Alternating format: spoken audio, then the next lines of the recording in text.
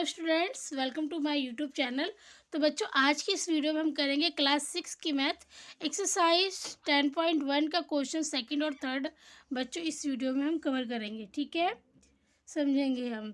तो देखिए बच्चों, सेकंड हमारा क्या है कि 40 सेंटीमीटर लंबाई और 10 सेंटीमीटर चौड़ाई वाले एक आयताकार बॉक्स के ढक्कन को चारों ओर से पूरी तरह एक टेप द्वारा बंद कर दिया जाता है।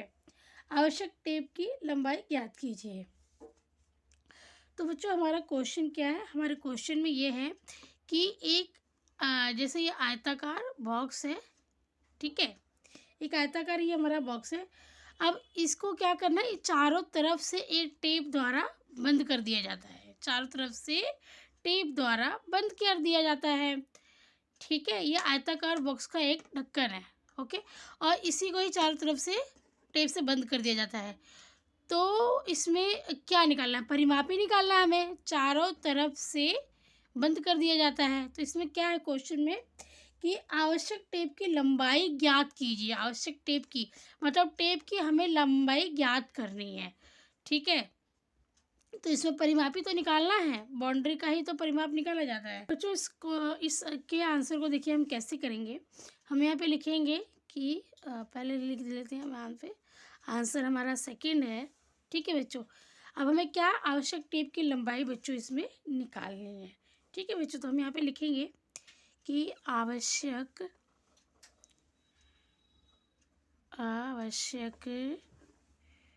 टेप की लंबाई, ठीक है।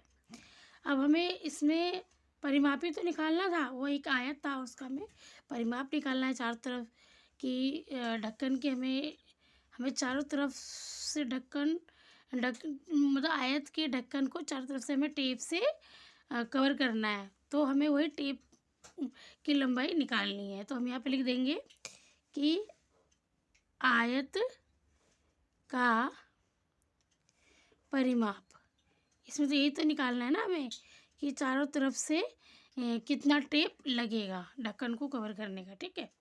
तो आयत का परिमाप है, मैं लिख देंगे। अब इसमें आयत का परिमाप का ही फार्मूला लगेगा बेटा, सूत्र लगेगा, ठीक है। तो बच्चों, हम यहाँ पे लिखेंगे आयत का परिमाप। आयत के परिमाप का हम यहाँ पे सूत्र लिखेंगे, फार्मूला लिखेंगे, ठीक है बच्चों। तो हमारा इसका फार्मूला क्या है?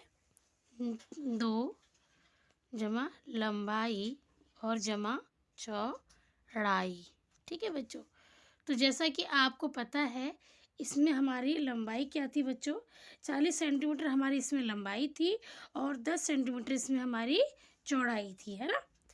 तो हम यहाँ पे लिखेंगे 2, लंबाई की जगह पे हम लिख देंगे कितना, 40 जमा चौड़ाई हमारी कितनी थी, 10, है ना।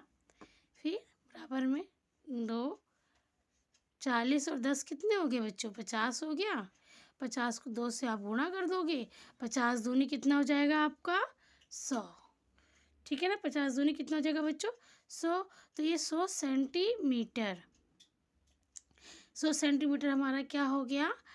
आयत का परिमाप आया है। तो हमें जो टेप की आवश्यकता पड़ेगी ना, वो कितने सेंटीमीटर टेप की आवश्यकता पड़ेगी? 100 सेंटीमीटर हमें टेप की आवश्यकता इसमें बच्चों हमें पड़ेगी। तो हम यहाँ पे लिखेंगे कि अतः आवश्यक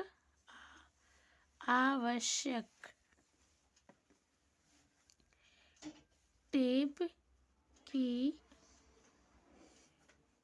कुल लंबाई 100 सेंटीमीटर होगी। अतः आवश्यक टेप की कुल लंबाई कितनी होगी? 100 सेंटीमीटर होगी। बच्चों, आप चाहो तो इसको 100 सेंटीमीटर को 1 मीटर भी लिख सकते हो, क्योंकि 100 सेंटीमीटर हमारा 1 मीटर के बराबर होता है, ठीक है। हमारा 1 मीटर में कितने सेंटीमीटर होता है? 100 सेंटीमीटर होता है। तो आप इस 100 सेंटीमीटर को 1 मीटर भी चाहो तो आप लिख सकते हो, ठीक है।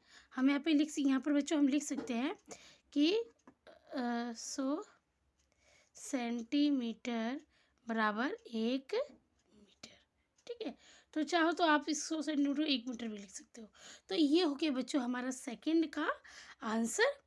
अब हम करेंगे एक मेज की ऊपरी सतह की विमाएं 2 मीटर 25 सेंटीमीटर है। एक मेज है जिसकी ऊपरी सतह की विमाएं जो बच्चों है वो 2 मीटर 25 सेंटीमीटर है। देखिए यहाँ 2 मीटर और 25 सेंटीमीटर, मीटर और सेंटीमीटर का दिया हुआ है, ठीक है।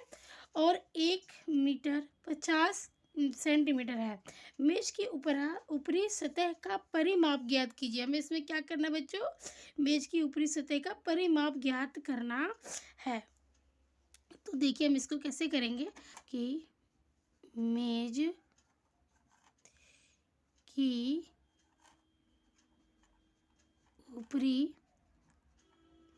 सतह की लंबाई कितनी थी हमारी थी बेटा 2 मीटर 25 सेंटीमीटर, 2 मीटर है ना, और 25 सेंटीमीटर हमारी थी, ठीक है बच्चों। तो आप 2 मीटर 25 सेंटीमीटर को आप 2.25 मीटर भी लिख सकते हो आप, ठीक है। हमने क्या किया, ये 25 सेंटीमीटर था ना, तो हमने पॉइंट लगा के इसको भी हमने मीटर में कन्वर्ट कर लिया, ठीक है। अब हमारा 2.25 सेंटीमीटर 25 मीटर ये हो गया, ठीक है, सेंटीमीटर ख़त्म हो गया। अब हम लिखेंगे यहाँ पे, ये तो थी हमारी लंबाई।